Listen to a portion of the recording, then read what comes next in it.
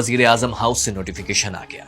इमरान खान ने जनरल बाजवा को 3 साल की एक्सटेंशन दे दी। लेकिन फिर बाजवा का पहला टर्म खत्म होने से चंद दिन पहले सुप्रीम कोर्ट में एक हैरानकुन डेवलपमेंट हुई जिससे पूरा पिंडी हिल गया। चीफ जस्टिस ने आर्मी चीफ की एक्सटेंशन का नोटिफिकेशन मअतल कर दिया। 3 दिन केस चला और फिर सुप्रीम कोर्ट ने जनरल बाजवा को 6 माह की आर्जी तौसी देते हुए हुकूमत को नई कानून साजी का हुक्म दे दिया। लेकिन शायद जनरल बाजवा को जून के बाद ही शक हो गया था कि इमरान खान को मैनेज करना इतना आसान नहीं होगा, इसलिए वो पहले ही बैकअप प्लान पर काम शुरू कर चुके थे। एस्टेब्लिशमेंट के जेल में बैठे नवाज शरीफ से राब्ते बहाल हो चुके थे।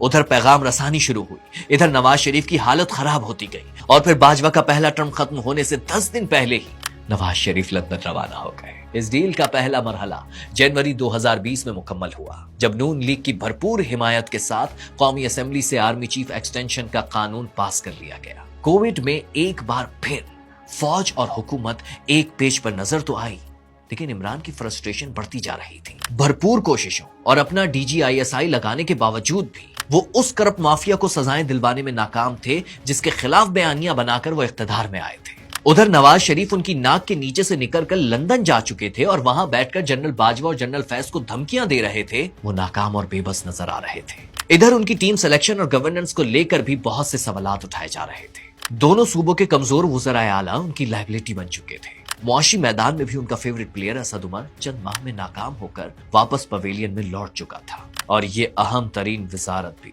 एस्टेब्लिशमेंट के पसंदीदा उम्मीदवार हफीज शेख को मिल चुकी थी। आपसी लड़ाइयां, इत्तेहादियों की नाराजगियां और अपोजिशन के हंगामे, सब कुछ एक साथ हो रहा था। उधर मेन स्ट्रीम मीडिया भी इमरान खान के लिए तलवारें निकाले खड़ा था। क्रिकेट के मैदानों में बड़ी से बड़ी टीम का डटकर मुकाबला करने वाला कप्तान सियासत के मैदान में मार खा रहा था। और फिर मार्च 2021 आ गया। बिल्ली थैले से बाहर आ गई। जिस चीज का सारे पाकिस्तान को कई महीनों से शक था, अब उसके वाज़ेह सबूत भी मिलने लगे। इमरान का जिन एस्टेब्लिशमेंट की बोतल से बाहर निकलना चाह रहा था। अगर मैं गवर्नमेंट से बाहर निकल गया, मैं आपके लिए ज्यादा खतरनाक हूँ। ये पैगाम किसे दिया जा रहा था, सारा पाकिस्तान जानता था, मगर बाजवा भी तैयार थे। उन्होंने एक इंतहाई हाई रिस्क मूव की। DGISI जनरल फैज का ट्रांसफर कर दिया। इमरान खान के पैरों तले जमीन निकल गई। DGISI की डायरेक्ट रिपोर्टिंग वजीर आजम के पास होती है। ये कैसे मुमकिन था कि उन्हें ऑन बोर्ड लिए बगैर जनरल फैज का ट्रांसफर हो गया। वजीर आजम हाउस ने नोटिफिकेशन निकालने से इनकार कर दिया। अब इमरान और एस्टेब्लिशमेंट का सेम पेज मुकम्मल तौर पर फट चुका था और दूसरी तरफ एक नया पेज बनाया जा रहा था। तारीख रकम हो गई।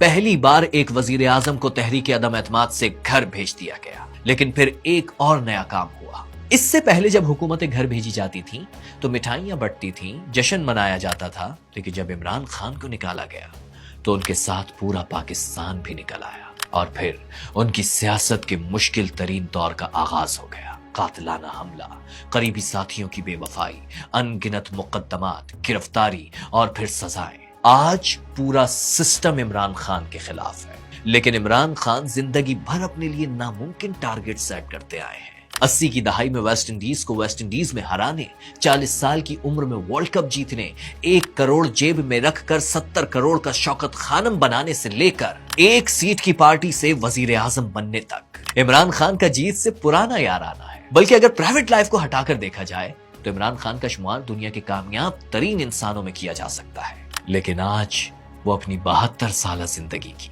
सबसे मुश्किल और शायद आखिरी जंग लड़ रहे हैं। 92 में टीम को कॉर्नर टाइगर्स बनाने वाला आज खुद अडियाला जेल के एक सेल में बंद है।